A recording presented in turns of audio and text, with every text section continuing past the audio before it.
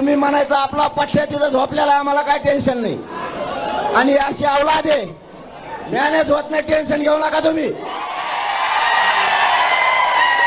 शेवटी येऊन आलं तर मरण येईल, मी भोगायला तयार आहे. पण तुम्हाला इथून रेल्वेच्या ठिकाणी पार्किंग दिल्यात, 5 रुपयात 10 रुपयात तुम्ही आझाद मैदानावर येता, बिनधास्त गाड्या लावायच्या, रेल्वेने यायचं जायचं, संध्याकाळी रेटून जेवायचं आणि त्या गाडीत झोपायचं. कारण इकडे पाऊस अचानक येतो आणि अचानक जातो, त्याच्यामुळं तुम्हाला शरीरात सुद्धा त्रास झाला नाही पाहिजे याची काळजी घ्या.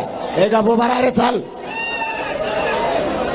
काही झालं माझ्या समाजाला किंमत द्या. पुन्हा एकदा सांगतो, समाजाने खूप विश्वासानं आपल्याला 500 किलोमीटर पाठवलंय.